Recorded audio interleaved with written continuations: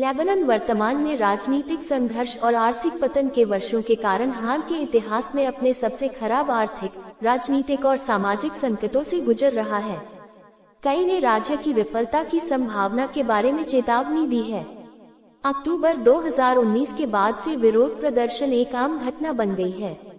पूर्व प्रधानमंत्री साद हरीरी का दैनिक वस्तुओं पर सब्सिडी हटाने, पेट्रोल की कीमतों में वृद्धि करने और सबसे महत्वपूर्ण रूप से व्हाट्सएप चेक पर कर लगाने का निर्णय लेबनान के प्रवासियों के साथ संचार का सबसे सस्ता स्रोत इन विरोधों के कुछ कारण रहे हैं।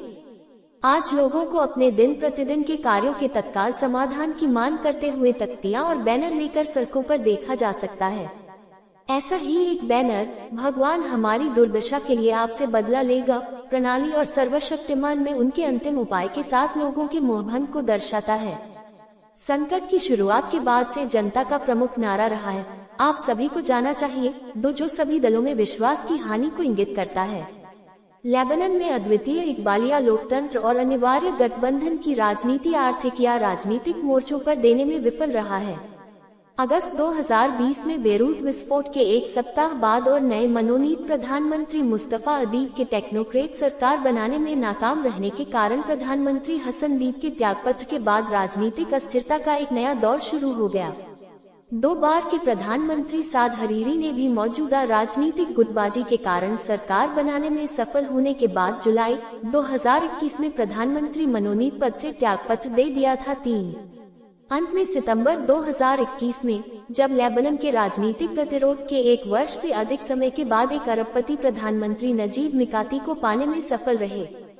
प्रधानमंत्री मिकाती 24 मंत्रियों से मिलकर मंत्रिमंडल बनाने में सफल रहे, लेकिन इससे पहले कि नजीब मिकाती देश में राजनीतिक स्थिरता लाने के लिए ढुलमुल अर्थव्यवस्था को पटरी पर लाने और गठबंधन भागीदारों के बीच नई बातचीत शुरू करने के लिए कुछ उपाय शुरू करते, लेबनान का राजनीतिक क्षेत्र आगे अन्य संकटों के घिर गया। राजनीतिक कमजोरी और मौजूदा संकट 1943 में अपनी स्वतंत्रता के बाद से और राष्ट्रीय संधि के तहत लेबनान इकबालिया लोकतांत्रिक प्रणाली को शासित करते हैं, जहां 3 प्रमुख संप्रदायों और धर्मों सुन्नी मुसलमानों, शिया मुसलमानों और ईसाइयों देश के राजनीतिक प्रक्षेपवक्र हैं। लेबनान में ईसाइयों, सुन्नी मुसलमानों और शिया मुसलमानों के लगभग समान अनुपात के कारण यह इकबालिया तंत्र अपनाया गया है। हाल के एक आंकड़े के अनुसार सुन्नी मुसलमान लेबनान की आबादी का लगभग 31.9% प्रतिनिधित्व करते हैं, जबकि शिया मुसलमान 31.2% का प्रतिनिधित्व करते हैं और ईसाइयों का प्रतिनिधित्व लगभग 32.4% है। लेबनान के बाकी हिस्सों में द्राइज, यहूदी, बहाई, बौद्ध, हिंदू और यहूदी शामिल हैं। 4 इकबालिया प्रणाली के तहत राष्ट्रपति, प्रधानमंत्री और संसद के अध्यक्ष के पद क्रमशः मैरोनाइट कैथोलिक ईसाई, सुन्नी मुस्लिम और शिया मुस्लिम के लिए आरक्षित है। 5 लेबनान में राजनीति जाहिरा तौर पर धार्मिक और सांप्रदायिक हितों से प्रेरित है और इसके अलावा सांप्रदायिक विभाजन के लिए राजनीतिक वैधता और सामाजिक दरार गहरा और लगातार राजनीतिक गुटबाजी और अस्थिरता का एक स्रोत रहा है।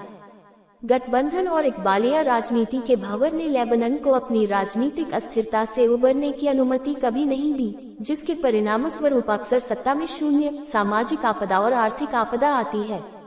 आज प्रधानमंत्री मिकाती साद हरीरी की फ्यूचर पार्टी, हिजबुल्लाह और अमल होप मूवमेंट और प्रोग्रेसिव सोशलिस्ट पार्टी ऑफ द्राइज के शिया दलों से मिलकर गठबंधन का नेतृत्व कर रहे हैं। 6 जहां तक मौजूदा राजनीतिक उथल पुथल का प्रश्न है, ये सब तब शुरू हुआ जब मिकाती की सरकार ने अगस्त 2020 में बेरूत पोर्ट ब्लास्ट की जांच के लिए एक समिति बनाने का निर्णय लिया, जिसमें 200 से अधिक लोग मारे गए और लगभग 7,000 घायल हुए। 7 इस धमाके को कुछ अरब मीडिया ने विश्व के इतिहास का सबसे बड़ा गैर परमाणु विस्फोट करार दिया था।